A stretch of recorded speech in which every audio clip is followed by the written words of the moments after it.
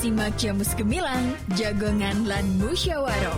Selamat datang di Desa Wisata. Pelestarian juga sangat penting gimana? Filosofi di balik ini tuh apa? Di 96.8 FM, Radio Gemilang.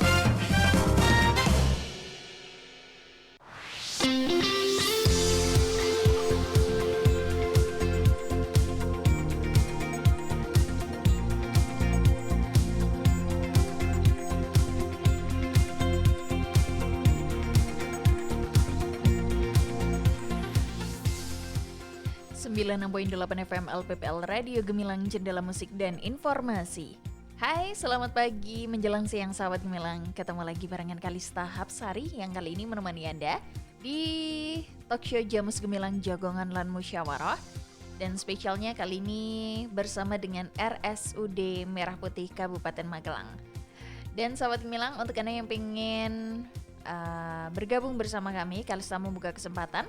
Kali ini bisa di chat WA 081578968968.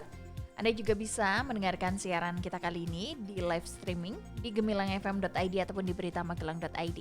Oh ya, jangan lupa juga Anda yang pengen bertatap muka dengan Kalista dan juga narasumber kita yang sudah hadir kali ini, Anda bisa bergabung di live Instagram RSUD Merah Putih Kabupaten Magelang.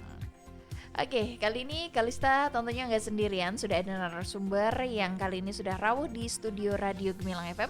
Kita langsung saja sapa Dr. Antonius Priyo Hartono, dokter spesialis penyakit dalam RSUD Merah Putih Kabupaten Magelang.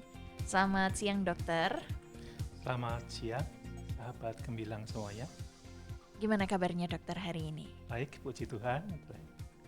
Oke, baik. Dan siap juga selama 1 jam ini untuk mengedukasi atau memberikan informasi kepada sahabat Gemilang tentang waspada hipertensi, si silent killer yang sering terabaikan ya dokter ya.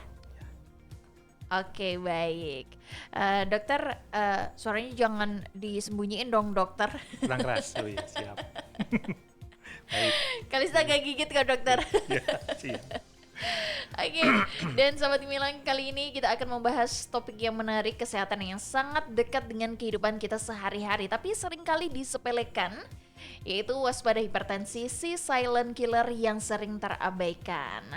Nah, kita kali ini sudah ada pakarnya, ada Dr. Antonius Priyo Hartono. Dan untuk Anda sahabat Gemilang yang pengen bertanya tentang hipertensi, Kalista masih buka kesempatan di chat WA 081578966968. Oke dokter, kita langsung saja ke materi kita kali ini dokter.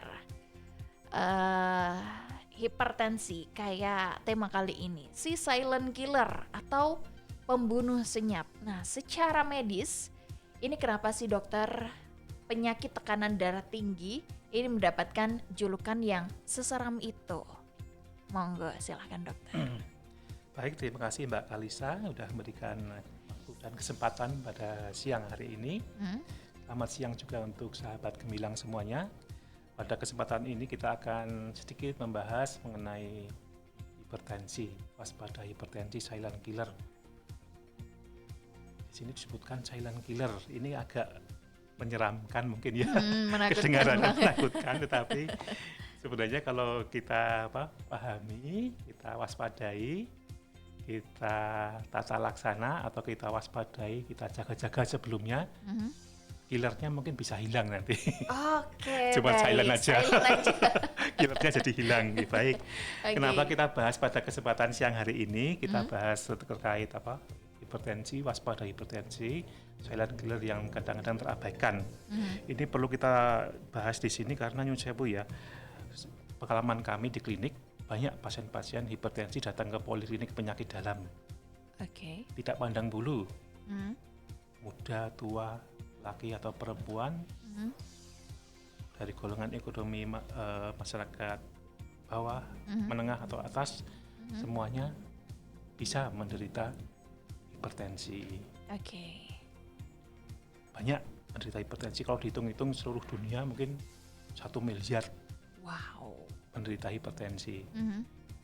Bisa dibayangkan beban ekonomi,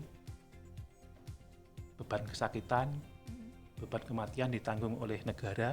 Untuk pembiayaan hipertensi ini berarti sangat besar. Oleh karena itu, pada kesempatan ini kita bisa bahas di sini tentang hipertensi agar sahabat gemilang bisa mengetahui, mempunyai wawasan yang lebih luas. Setelah mengetahui, harapan kita sahabat gemilang bisa mempunyai rencana atau aksi nyata terkait hipertensi sebagai silent killer ini. Dan angka kematian yang disebabkan oleh hipertensi ini bayangkan 8 juta setiap tahun. Bayangkan setahun masyarakat dunia kehilangan nyawa 8 juta. Bisa kita bayangkan bahwa ini ternyata kondisi yang sungguh menakutkan memang. Tetapi apabila kita mengetahui secara dini terkait hipertensi ini, bisa tahu, oh ternyata saya penderita hipertensi. Oh walaupun saya kelihatan sehat dalam tanda kutip, ternyata setelah dicek tensi, ternyata tensinya tinggi. Berarti waspadaan dini bahwa kita di sini kita menggunakan penapisan atau screening. Biasanya pada orang-orang usia lebih dari 18 tahun sudah kita sangat sarankan. Untuk 18 tahun, Dok. 18 tahun ke atas sudah mulai screening ada hipertensi atau tidak. Apa itu hipertensi? Hipertensi bila tekanan darah yang kita ukur di fasilitas kesehatan seperti di rumah sakit, fasilitas kesehatan primer atau di klinik-klinik formal itu di atas 140/90. Tekanan distolik di atas 140, tekanan diastolik di atas 90. Tapi pemeriksaan ini perlu dilakukan di fasilitas kesehatan yang diukur pada kondisi-kondisi yang memenuhi syarat bahwa ini pasien ini sudah terdiagnosis atau confirm hipertensi.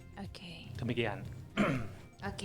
Dokter, mengapa juga masyarakat tuh seringkali nggak sadar kalau mereka tuh sebetulnya sudah kena hipertensi ini sendiri, dokter? Disinilah pentingnya kita memberikan wawasan kepada sahabat gemilang semua terkait kewaspadaan. Kadang-kadang masyarakat itu nggak sadar kalau dia hipertensi, badannya sehat, nggak ada keluhan apa-apa kok divonis tensi tinggi. Disinilah disebutnya silent killer. Banyak masyarakat yang tidak sadar, tidak tahu bahwa beliau itu tensinya tinggi, penyandang hipertensi, tetapi tidak pernah melakukan pengecekan rutin hipertensi di fasilitas kesehatan, sehingga ketahuan baru mungkin pada waktu pengecekan secara random atau acak pada waktu medical check up baru ketahuan tensinya tinggi.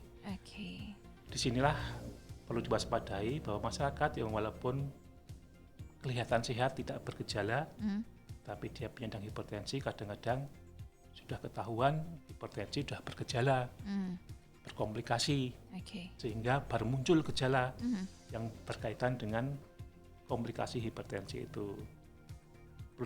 Perlu diketahui di sini bahwa hipertensi yang tidak terkontrol atau tidak ketahuan atau tidak terdeteksi dalam jangka panjang akan menimbulkan gejala-gejala klinis yang bisa dirasakan oleh pasien tersebut. Nyeri kepala misalnya, kemudian pusing-pusing, kemudian nyeri dada, berdebar-debar, sesak nafas, kemudian kaki bengkak, mudah capek. Itulah gejala-gejala yang jadi alarm simptom atau tanda peringatan bagi masyarakat untuk lebih waspada bahwa ternyata hipertensi sudah bergejala, karena sudah ada organ-organ dalam tubuhnya yang sudah mengalami komplikasi atau target organnya sudah mengalami kerusakan sehubungan dengan hipertensi yang tidak terdeteksi. Dan gejala-gejala ini memang fatal, bisa sewu, bisa menyebabkan ancaman jiwa atau kematian. Wow. Penglihatan kabur. Oke. Kadang-kadang masyarakat merasakan penglihatannya mulai ketajamannya menurun. Kemudian gangguan kognitif, misalnya gangguan kognitif yang berhubungan dengan gangguan saraf, itu juga merupakan tanda-tanda peringatan yang berhubungan dengan komplikasi hipertensi. Kemudian gampang capek, gampang sayah, mudah capek, itu juga kita waspadai. Kemudian bengkak-bengkak di tubuh, di kaki, di tangan, di perut, di wajah, itu masyarakat juga waspada bahwa ini ternyata hipertensi sudah berkomplikasi ke kemungkinan bisa ke gangguan jantung, gangguan ginjal, dan seterusnya. Demikian Mbak Alisa. Oke, baik. Dokter, tapi beda nggak sih dokter kalau kita rasanya tuh pengen sering marah-marah? Dikit-dikit dibawa baper gitu dokter. Apakah itu juga bisa memicu dari tekanan darah kita ini? Jadi nanti hipertensi seperti itu dokter. Ya benar, bahwa tadi Mbak Kalisa menyinggung mungkin ini aspek dari psikis atau psikologi ya, mudah marah, mudah stres, kemerungsung, kesusu, Baper. mungkin bahasa baper, mungkin bahasa masyarakat dari sahabat gemilang mungkin ya yang mudah dibahasakan sehari-hari ya, kemerungsung, kesusu, stres, itu memang ada hubungannya dengan hipertensi.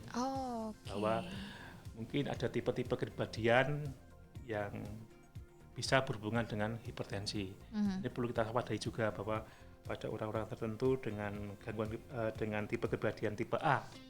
Tipe kepribadian itu tipe A sama tipe B. Biasanya yang tipe A biasanya yang biasanya berhubungan dengan hipertensi. Pada masa ini juga masyarakat umum juga di depan banyak permasalahan sosial, ekonomi, politik dan seterusnya. Itu juga semakin banyak permasalahan dan stresor di masyarakat yang dihadapi oleh masyarakat sahabat gemilang, itu juga nanti akan berpengaruh pada hipertensi ini.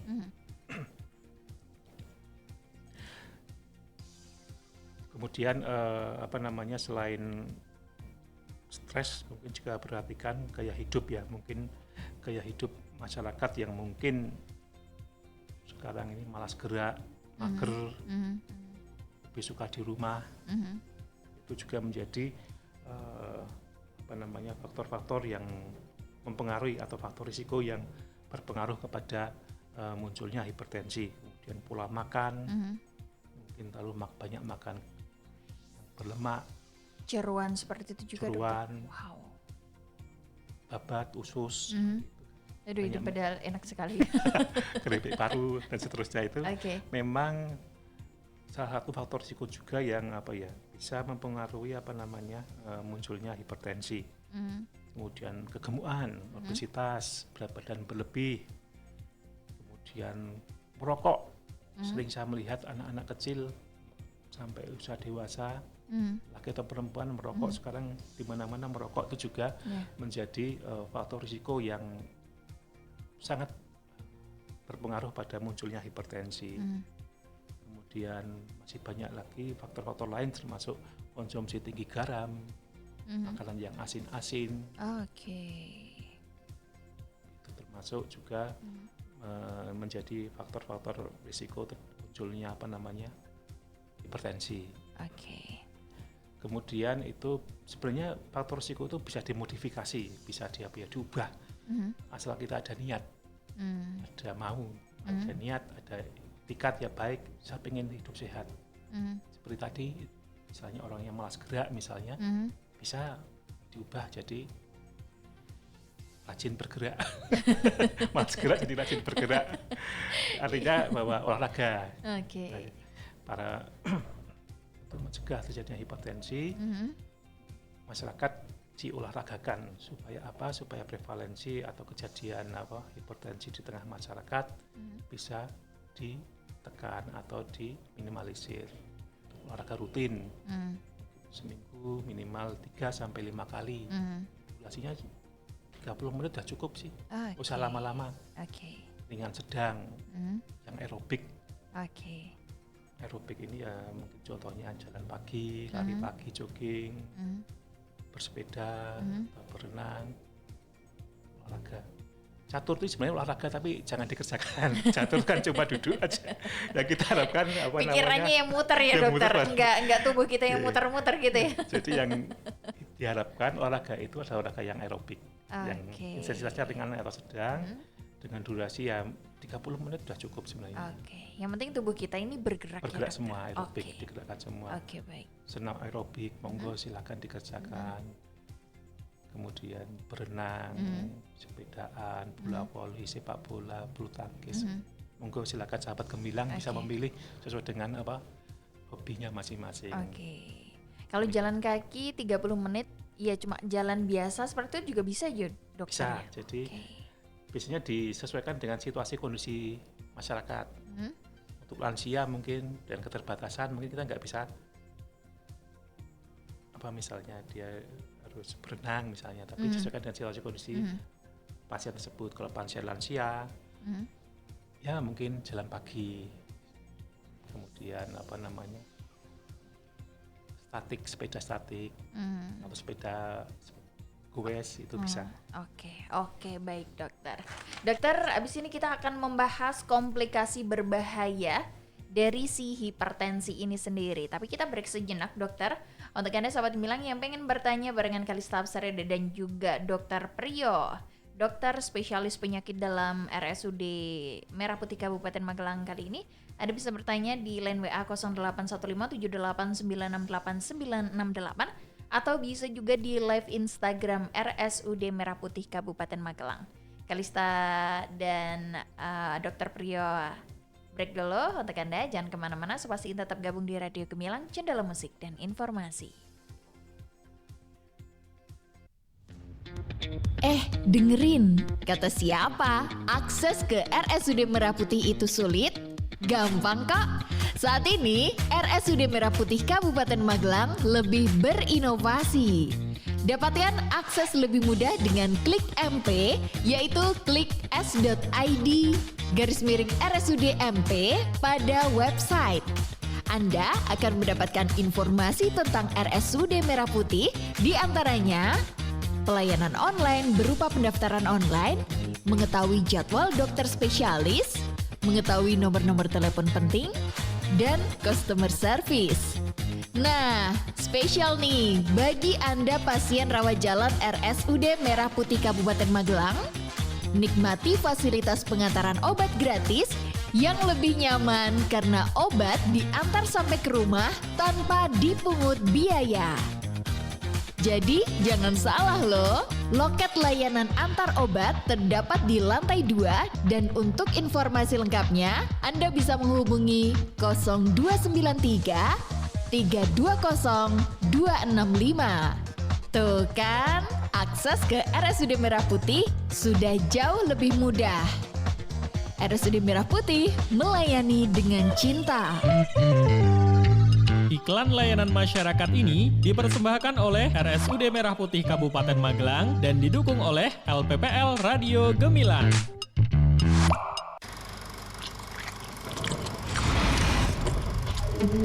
Stunting masih menjadi PR yang harus diselesaikan bersama. Stunting adalah kondisi gagal tumbuh pada anak di bawah 2 tahun yang disebabkan karena kekurangan gizi pada waktu yang lama.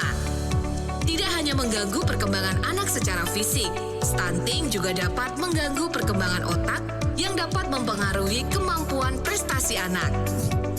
Lalu, bagaimana ya cara mencegah stunting? Bisa dengan A, B, C, D, E. Apa saja itu? A. Aktif minum tablet tambah darah sejak remaja dan bagi ibu hamil. B. Bumil teratur periksa kehamilan minimal 6 kali. C. Cukupi konsumsi protein hewani bagi bayi di atas 6 bulan. D. Datang ke posyandu setiap bulan dan imunisasi balita. E. Eksklusi atau pembatasan makanan selain ASI selama 6 bulan sampai 2 tahun. Yuk bersama mencegah stunting untuk menyiapkan generasi muda yang produktif dan unggul menuju Indonesia Emas 2045. Iklan layanan masyarakat ini dipersembahkan oleh pemerintah Kabupaten Jawa Tengah.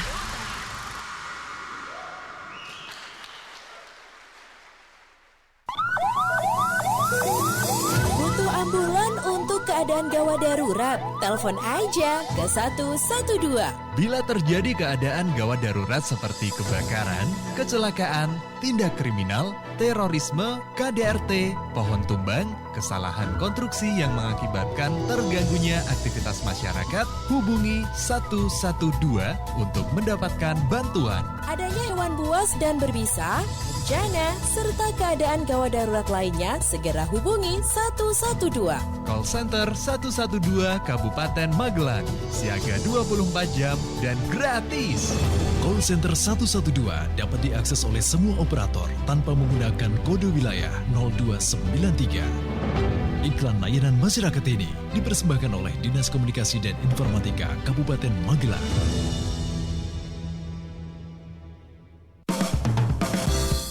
Masih ada ikuti Jamus Gemilang, Jagongan lan Musyawaroh. Di 96.8 FM LPPL Radio Gemilang. Radio Gemilang.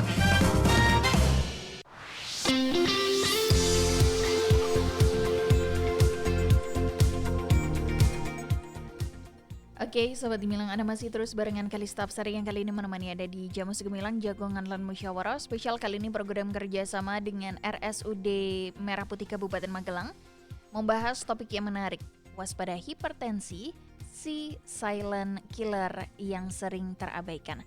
Masih juga bersama narasumber kita kali ini ada Dr. Antonius Priyo Hartono, dokter spesialis penyakit dalam RSUD Merah Putih Kabupaten Magelang.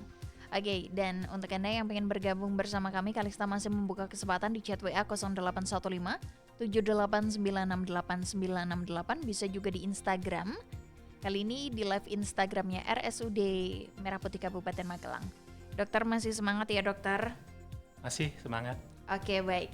Dokter, kita langsung saja dokter membahas si hipertensi ini sendiri. Ada nggak sih komplikasi berbahaya atau dari mungkin faktor resiko yang mungkin bisa terjadi ketika orang itu orang tuanya kemarin ada hipertensi terus menurun ke anak, seperti apakah ada dokter? Monggo. Baik, terima kasih. Ini pertanyaan yang menarik ya. Banyak pasien, banyak masyarakat yang mempertanyakan apakah benar hipertensi itu bisa berhubungan dengan faktor keturunan. Benar memang bahwa hipertensi itu bisa dihubungkan dengan faktor keturunan.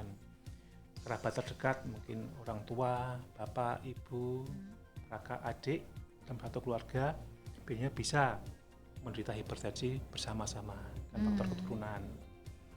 Ini masuk faktor yang tidak bisa kita ubah. Oke. Jadi sudah dari sononya, misalnya sudah ada hipertensi. Ini banyak masyarakat yang menyampaikan pengalaman kami ya, di Poliklinik Penyakit Dalam, dok, bapak saya juga hipertensi, kakak saya juga hipertensi. Banyak pengalaman yang disampaikan oleh keluarga seperti itu. Bahwa ada kaitan keturunan, faktor keturunan dengan hipertensi. Selain faktor keturunan juga ada faktor lain yang nggak bisa dimodifikasi, jenis kelamin. Jenis kelamin terutama laki-laki lebih banyak. Lebih banyak untuk menderita hipertensi. Kemudian faktor usia, kita nggak bisa ngubah usia toh. Seiring dengan pertambahan usia, angka kejadian hipertensi semakin besar. Usia. Kemudian yang menjadi kewaspadaan kita, yang kita waspadai adalah faktor risiko yang bisa kita modifikasi, itu sesegera mungkin kita perbaiki. Yang biasanya tidak mau olahraga, harus segera olahraga. Yang malas gerak harus rajin bergerak. Oke, dokter, itu tadi kan faktor resiko dari keturunan itu bisa kan dokter. Nah, untuk menguranginya bisa nggak sih dokter dengan cara itu tadi olahraga dan makan makanan yang sehat atau yang lain-lain seperti itu? Baik. Karena faktor risiko yang tidak bisa dimodifikasi seperti faktor keturunan, berarti kita harus mengkompensasinya dengan mengubah faktor risiko yang kita bisa ubah. Perilaku yang tidak hidup sehat. Contohnya tadi malas gerak. merokok, konsumsi tinggi garam, Oke. konsumsi tinggi tinggi lemak, harus dihindari. Kemudian gaya hidup yang tidak sehat, sedentary lifestyle, Oke. makan makanan cepat saji, junk food, itu faktor risiko yang bisa dimodifikasi, yang bisa kita ubah. Oke, baik. Salah satu pilar dari penanganan hipertensi adalah modifikasi gaya hidup. Oke, baik. Inilah yang perlu kita modifikasi. Inilah yang sedang digencarkan oleh pemerintah. Nanti akan kita bahas mengenai jembatan keledai cerdik. Oke. Itu nanti. Oke, baik. Kita ke komplikasi berbahaya dari hipertensi ini sendiri dulu, dokter. Monggo, silahkan. Baik, tadi sudah di depan sudah disinggung ya.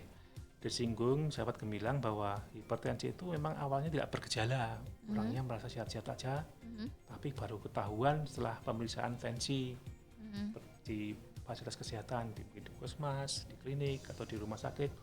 Setelah dicek 2 atau 3 kali pemeriksaan berturutan, ternyata tensinya tinggi, di atas 140/90. Pasien lalu kaget, aku sehat kok, ternyata hipertensi. Inilah yang perlu kita galakkan ke masyarakat untuk melakukan screening. Tetapi tadi disebutkan ada komplikasi hipertensi yang mengancam jiwa, yang berbahaya.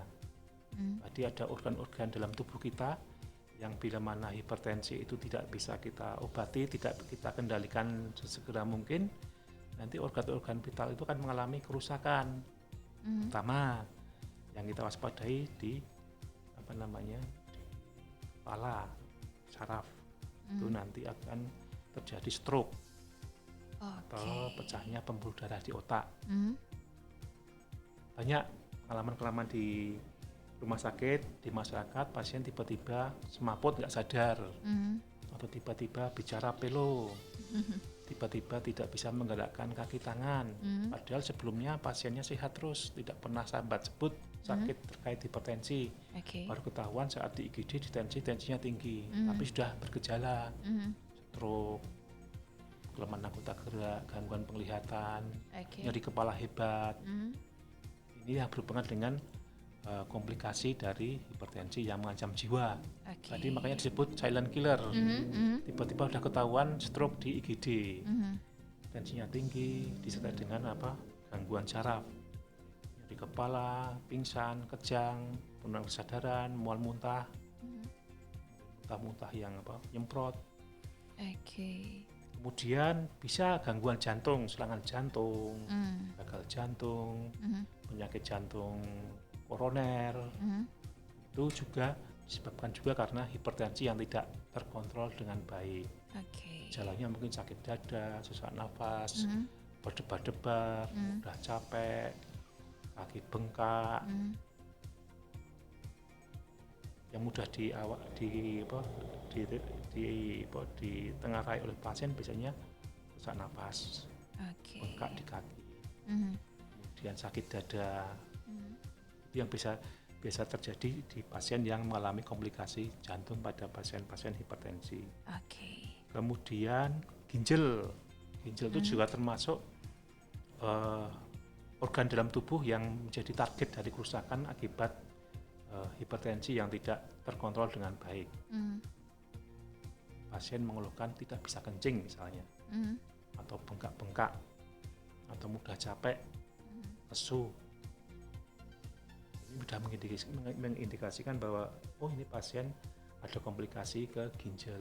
Ginjalnya tidak mampu untuk menjalankan fungsinya untuk bisa memproduksi air kencing, menyaring darah, dan mengeluarkan sampah-sampah tubuh lewat air kencing, sehingga pasien akan keracunan sampah-sampah tubuh, kemudian cairan numpuk dalam tubuh karena ginjal tidak mampu lagi untuk mengeluarkan cairan dalam tubuh lewat air kencing.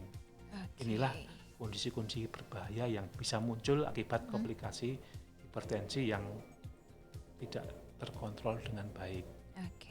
Kemudian organ yang lain yang bisa terkena adalah kebutaan mata. Mata bisa mengalami kebutaan atau tidak mampu melihat karena ada gangguan pada retina. betina mengalami perdarahan, mengalami eksudat, sehingga hipertensi baru bergejala muncul dengan kebutaan satunya. Kemudian luka di kaki nggak sembuh-sembuh, jadi penyakit pembuluh darah tepi, arteri perifer namanya. Jadi biasanya yang terserang kaki mengalami mengalami gangguan aliran darah arteri, sehingga pasokan darah nutrisi ke kaki mengalami gangguan sumbatan, sehingga kaki mengalami kerusakan atau kematian, sehingga terjadi luka atau tukak di kaki, menyebabkan kaki harus diamputasi misalnya seperti itu. Itulah komplikasi-komplikasi yang mematikan yang bisa muncul dari dari hipertensi yang tidak terkontrol. Demikian. Oke, baik. Oke, dokter, kita berlanjut lagi ke pertanyaan yang sudah bergabung di chat WA 081578968968. Ada dari Kak Theo dari Magelang. Mau tanya nih, dokter, bagaimana sih cara membedakan sakit kepala biasa dengan sakit kepala akibat lonjakan tekanan darah? Monggo, dokter. Baik, terima kasih dari saudara Theo. Ini pertanyaan yang sangat baik, menarik.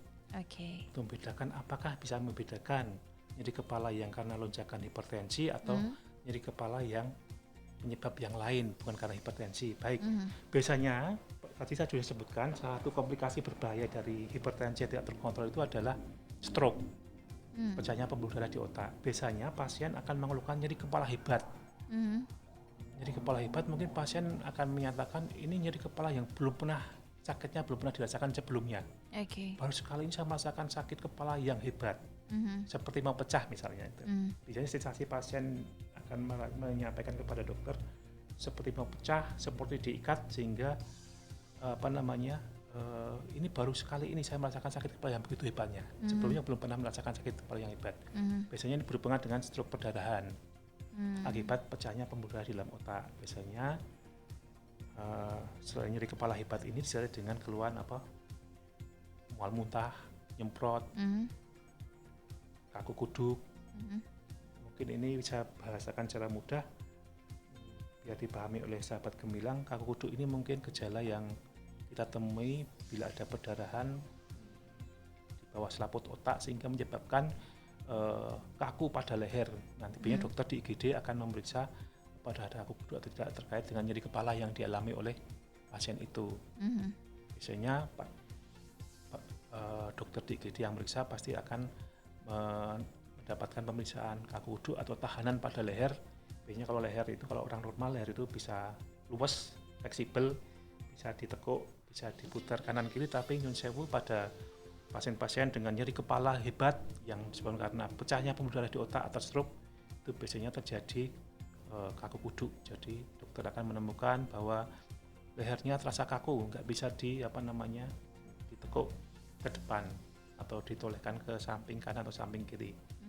Biasanya juga nyeri kepala yang dialami oleh penyandang stroke ini karena lonjakan hipertensi ini biasanya juga disertai dengan gejala-gejala lain, mual muntah, nyemprot, pingsan atau kejang-kejang penuh sadaran. Inilah yang khas membedakan nyeri kepala karena stroke dengan nyeri kepala yang lain. Jadi nyeri kepalanya sangat hebat, biasanya sangat hebat, disertai dengan gangguan kesadaran, penuh sadaran, atau pemeriksaan fisiknya ada kaku kuduk. Nanti dipastikan dengan pemeriksaan CT scan. Biasanya teman sejawat dokter saraf akan memprogramkan pemeriksaan CT scan sebagai baku emas untuk mengetahui apakah stroke ini stroke penyumbatan atau stroke perdarahan. Biasanya berhubungan dengan hipertensi adalah stroke perdarahan paling sering. Demikian. Oke, baik. Semoga bisa menjawab pertanyaan dari Kak Theo yang ada di Magelang. Oke, dokter, untuk pencegahan dan pengendalian penyakit hipertensi ini sendiri apa, dokter? Monggo. Baik, untuk pengendalian dan pencegahan tadi saya sebutkan bahwa mungkin ini prinsip umum ya, lebih baik kita mencegah daripada mengobati. Itu sudah sangat dipahami oleh kita semua bahwa kita juga ingin memberikan wawasan kepada masyarakat untuk lebih baik mencegah daripada untuk mengobati. Dari pemerintah, dari Kemenkes sebenarnya sudah punya semacam program kampanye gerakan masyarakat ya, namanya Cerdik. Jembatan kelincinya namanya cerdik. Kenapa digunakan jembatan kelinci cerdik ini? Supaya masyarakat bisa lebih mudah mengingat. Kalau kita menggunakan bahasa-bahasa yang sulit, mungkin masyarakat agak sulit untuk mengingat, tetapi dengan kata-kata yang lazim atau biasa kita gunakan dalam kehidupan sehari-hari, program cerdik ini bisa mudah diingat oleh masyarakat. Oke, apa itu dokter? Pertama, C. C itu cek kesehatan secara berkala. Tadi di depan sudah kita singgung, masyarakat kalau bisa semenjak usia 18 tahun ke atas sudah mulai cek kesehatan berkala terkait hipertensi, untuk men-screening itu penapisan. Masa mudanya untuk mengetahui saya ini penderita hipertensi atau tidak seperti itu. Dilakukan cek kesehatan berkala. Mungkin pemantauan tekanan darah ini yang perlu kita pantau, kemudian nadinya kita periksa juga, kemudian berat badan juga ditimbang. Biasanya kita lebih waspada pada masyarakat dengan berat badan berlebih atau obesitas atau gemukan, itu biasanya lebih mudah menderita hipertensi. Kemudian biasanya kita ukur juga ukuran-ukuran di lingkar perut. Biasanya lingkar perut yang besar lebih dari 80 atau dari 90 untuk perempuan 80, laki-laki 90, itu biasanya berisiko besar untuk hipertensi.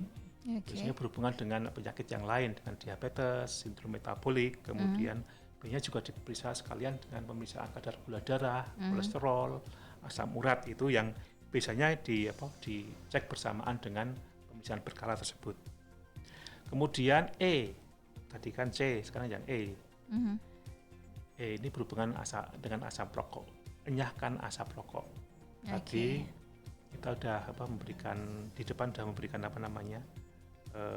sudah mengingatkan atau menyinggung tentang rokok. Rokok ini kambing hitam yang kambing hitam atau memang biang keladi untuk segala macam penyakit termasuk hipertensi. Makanya kita prihatin ya di masyarakat semenjak anak SD sudah merokok, anak SMP sudah merokok, yang dewasa juga sudah merokok. Di Magelang mungkin saya sering jalan ke daerah Magelang, di daerah pegunungan itu anak-anak kecil sudah merokok.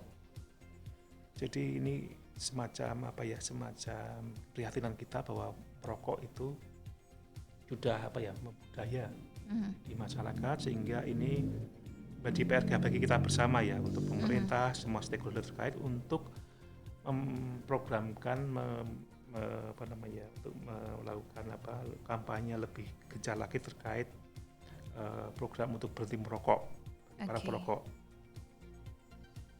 Jelas merokok ini sangat berbahaya bagi kondisi kesehatan kita, terutama untuk yang kita bahas saat ini, kondisi pembuluh darah dan jantung, termasuk hipertensi.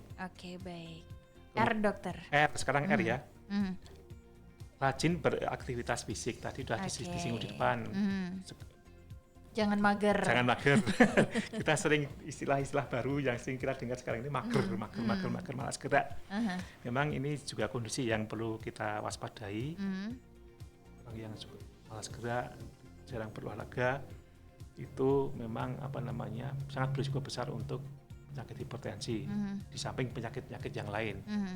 Jadi kita harapkan mengolahragakan masyarakat dengan minimal ya 30 menit per hari itu untuk olahraga. Kemudian ya mungkin minimal 3-5 kali seminggu gitu olahraganya yang kita harapkan seperti itu. Baik. Lalu D dokter. Kemudian D ini diet. Diet. Jadi bahwa memang untuk makanan juga penting kita perhatikan. Diet seimbang namanya. Diet sehat dan seimbang ini bisa dalam pencegahan untuk hipertensi. Tadi disebutkan bahwa yang kita harapkan diet rendah garam dan rendah lemak. Artinya bahwa kita sebenarnya masih boleh mengkonsumsi garam, tapi dibatasi. Garam itu mungkin tidak lebih dari 1 sendok dalam satu hari. 1 sendok teh takaran itu. Tapi kalau kita mengkonsumsi lebih dari itu, memang berisiko besar untuk hipertensi, karena garam atau garam dapur atau NaCl itu bersifat untuk menahan air, sehingga menjadi beban bagi tubuh jantung untuk bekerja sehingga berisiko besar untuk hipertensi. Oke, baik. Kemudian lemak. Lemak kita juga perhatikan bahwa boleh dikonsumsi tapi tidak lebih dari 5 sendok makan per hari. Yang berlemak. Kemudian lebih disarankan untuk konsumsi buah-buahan dan sayur, lebih berbanyak buah dan sayur, jumlahnya mungkin 5 porsi dalam sehari. Kemudian gula-gulaan itu juga dihindari atau dikurangi. Kemudian gula-gulaan itu dalam bentuk permen, kemudian manisan, coklat, minuman manis bersoda. Kita sekarang dibanjiri oleh minuman-minuman kaleng manis bersoda. Itu juga berisiko besar untuk menaikkan tekanan darah. Itu. Selanjutnya I, dokter. I itu istirahat. Jadi masyarakat, sahabat Gemilang diharapkan lebih cukup untuk istirahat. Istirahat itu penting. Istirahat itu obat yang gratis, tidak berbayar. Diharapkan kita cukupkan waktu untuk istirahat dalam 1 hari ya mungkin dia 7-8 malam, 7-8 jam per malam. Yang cukup. Kita kadang-kadang melihat orang-orang mungkin karena aktif pekerjaan jadi mereka bergadang. Cuma tidur jam 12 malam, bangun jam 3 pagi misalnya seperti itu. Pengalaman saya pribadi di poli penyakit dalam sering ketemu sama ibu-ibu bakul-bakul di sawah, di pasar. Mereka tidur jam 10 malam, nanti jam 2 pagi udah bangun. Cuma tidur 4 jam lalu sudah mulai mempersiapkan jualan di pasar sehingga waktu istirahat mereka kurang dan mereka ternyata menderita hipertensi. Jadi diharapkan masyarakat mempunyai waktu yang cukup untuk istirahat, paling enggak tidur malam itu 7-8 jam. Baik. Kemudian yang terakhir apa? K. Baik. K itu kita diharapkan untuk bisa mengelola stres. Tadi di depan sudah disinggung-singgung, Mbak Kalisa sudah menyinggung. Marah-marah. Mungkin ini bahasa yang mudah biar dipahami oleh masyarakat, sering marah, baperan, seperti itu. Jadi memang stres tadi itu juga berpengaruh pada hipertensi. Diharapkan dengan mengelola stres dengan baik, mungkin kita semua orang mungkin punya masalah. Tidak ada yang tidak punya masalah. Pak Presiden punya masalah, anggota DPR punya masalah, Mbak Kalisa punya masalah. Banyak dokter. Pak dokter juga punya masalah. Semuanya punya masalah, cuman bagaimana kita menghadapi masalah tersebut. Kadang-kadang kalau masalah dihadapi tidak dengan baik, tidak dengan bijak, akan menjadi distres. Stres menjadi distres. Itulah yang berpengaruh pada psikis kita. Kita tahu bahwa tubuh raga kita tidak bisa terpisah dari psikis kita, pikiran kita. Saat pikiran kita terganggu oleh berbagai macam stresor atau permasalahan hidup, tubuh kita juga akan ikut terganggu. Salah satunya hipertensi tadi. Di sini kita diharapkan bisa mengelola stres dengan bijak. Mungkin bisa dengan meditasi, dengan yoga, dengan relaksasi. Banyak metode-metode yang modern yang bisa digunakan untuk mengurangi stres atau healing juga boleh. Healing, ya ini istilah-istilah yang mungkin sekarang baru tren. Healing itu memang bisa bermanfaat untuk stres. Healing, kemudian mengubah mindset kita, psikoterapi. Jadi kita diajak untuk mengubah mindset kita untuk menghadapi permasalahan. Dari saat kita menghadapi stresor atau permasalahan hidup yang kita menghadapinya dengan tidak matang, kita ubah jadi matang. Supaya kita bisa mengatasi stres yang kita hadapi, sehingga harapannya stres tidak berpengaruh pada tubuh kita. Kita bisa dalam tanda kutip imun bisa mengatasi stres yang kita hadapi. Harapannya nanti dengan mengelola stres dengan bijak, hipertensi juga bisa diatasi. Demikian. Baik. Satu pertanyaan lagi dokter, ini ada yang bergabung di line WA. Langsung aja. Selamat siang dokter, ibu saya umur 63 tahun dengan hipertensi dan rutin konsumsi amlodipin dan lisinopril. Setiap kontrol untuk detensi tekanan darahnya pasti naik lebih dari 160/90 dikarenakan cemas. Padahal kalau di rumah tensi sekitar 120 hingga 130/90. Apakah ini berbahaya dokter?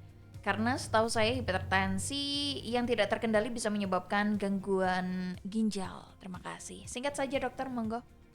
Baik, terima kasih. Ini pertanyaan menarik dan sering kita temui ya, bahwa pasien itu pada waktu kontrol ke rumah sakit itu tensinya tetap tinggi terus. Tapi kalau dicek di rumah nanti turun sendiri. Ya, ini memang fenomena yang menarik bahwa memang terjadi kenaikan hipertensi. Biasanya tensinya akan naik pada pasien-pasien dengan kecemasan. Biasanya pasien-pasien itu kalau mau ketemu dokter atau mau ke rumah sakit, mereka pertama terburu-buru mungkin, merungsung, atau mungkin cemas, takut. Jangan nanti tensinya tinggi. Beneran tinggi. Beneran tinggi memang. Jadi memang dinamika hipertensi itu memang berhubungan dengan situasi kondisi pasien.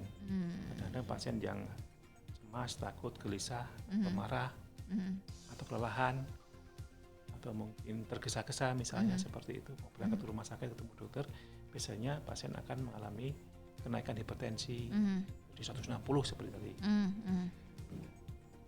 Memang untuk pengukuran hipertensi itu membutuhkan kondisi-kondisi ideal supaya tensi itu memang valid dinilai.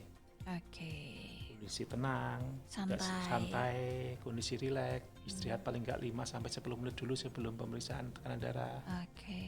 Dia tidak sedang memikirkan yang macam-macam, tidak sedang habis merokok, tidak habis minum kopi, tidak sedang kelelahan.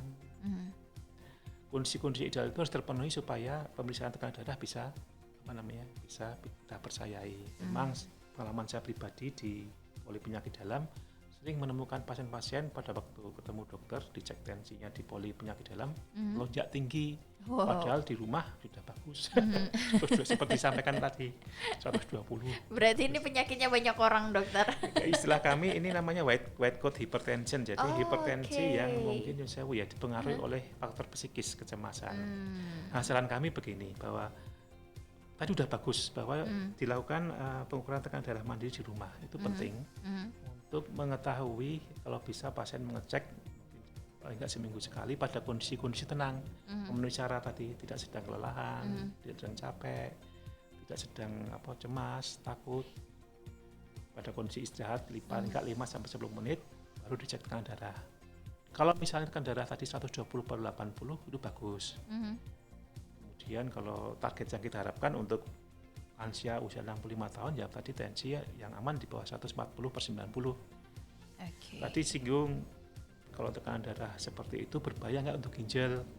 Nah, saran kami nanti untuk pada waktu kontrol ke dokter atau dokter penyakit dalam atau di fasilitas kesehatan, harapan kami ada dilakukan pemeriksaan untuk mengetahui fungsi ginjal.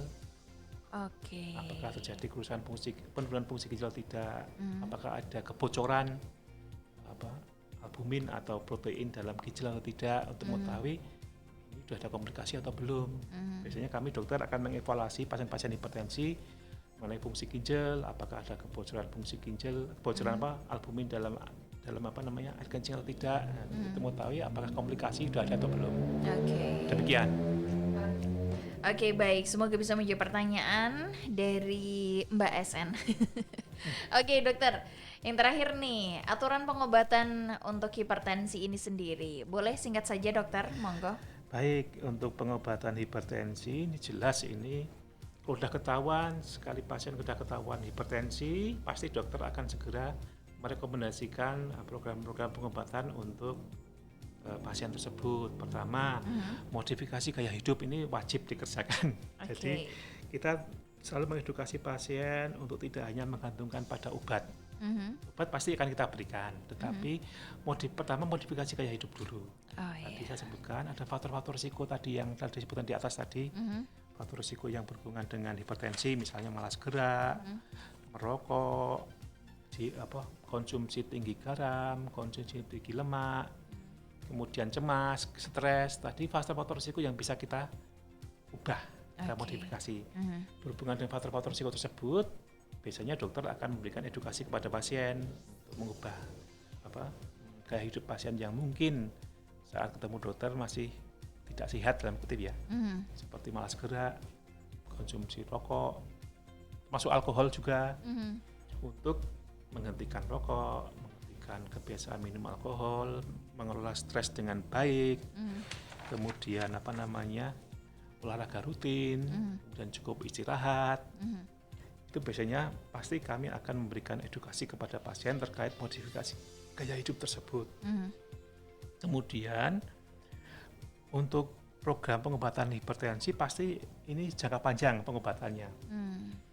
Hipertensi sebagian besar kita mungkin 80 atau 90% penyebab hipertensi itu kita nggak tahu sumbernya dari mana. Tapi 10% bisa kita deteksi penyebab hipertensi mungkin berhubungan dengan gangguan hormonal, gangguan pembuluh darah ginjal, gangguan jantung, kemudian gangguan pembuluh darah besar di jantung, gangguan ginjal, penyakit ginjal kronis yang menyumbangkan mungkin 10% dari penyebab ginjal, tetapi sebagian besar penyebab ginjal hipertensi tidak bisa kita ketahui. Baik. Disinilah kita mulai memberikan pengobatan-pengobatan untuk mengendalikan tekanan darah supaya komplikasi hipertensi bisa kita cegah. Jadi biasanya penanganan hipertensi itu jangka panjang, berbulan-bulan, bertahun-tahun, bahkan seumur hidup.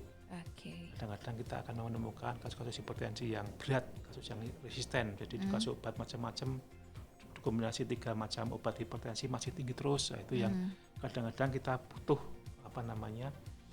penanganan khusus untuk kasus tersebut, hipertensi resisten namanya. Demikian. Baik. Wow, penjelasan yang sangat padat, jelas, dan pastinya membuka mata kita semua ya. Dan tapi sayang sekali dokter, durasi kebersamaan kita kali ini udah habis. Tapi sebelum berpisah, Dokter Priyo, boleh dong berikan closing statement atau pesan untuk warga Magelang, Kabupaten Magelang, sahabat Gemilang semuanya tentang hipertensi ini sendiri. Monggo singkat saja dokter. Baik, terima kasih Mbak Alisa. Sahabat Gemilang, perkenan saya untuk menyampaikan closing statement atau pesan-pesan yang mungkin bisa kami sampaikan pada kesempatan siang ini, bahwa hipertensi ini adalah memang benar beban kesehatan yang besar. Bayangkan 1 miliar manusia di bumi menderita hipertensi. Kemudian tiap tahun 8 juta meninggal dunia karena hipertensi dan komplikasinya.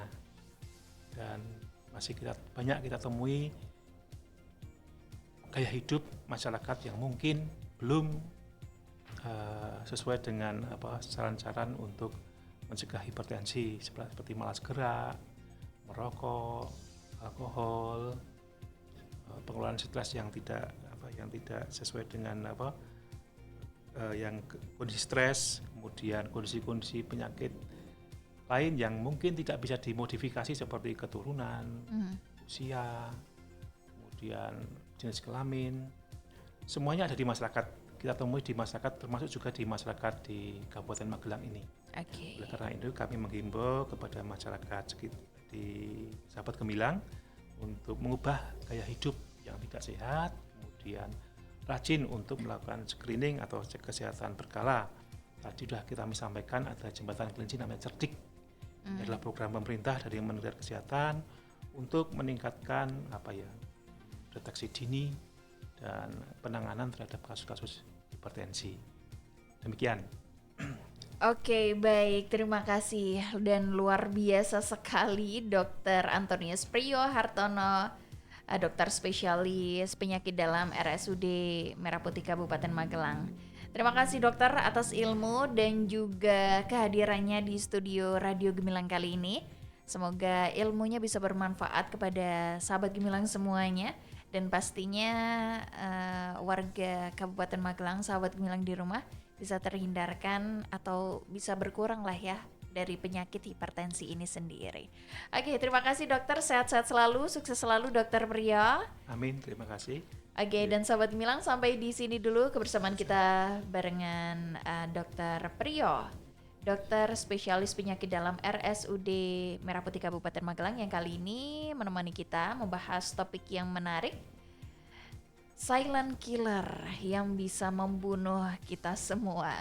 Dan sayang banget sahabat Gemilang, waktu kebersamaan kita kali ini di Jamus Gemilang Jagongan Lan Musyawarah udah habis. Kalista bersama rekan kerja yang bertugas undur diri. Sampai jumpa dan tetap selalu dengarkan 96.8 FM LPPL Radio Gemilang, Cendela Musik dan Informasi.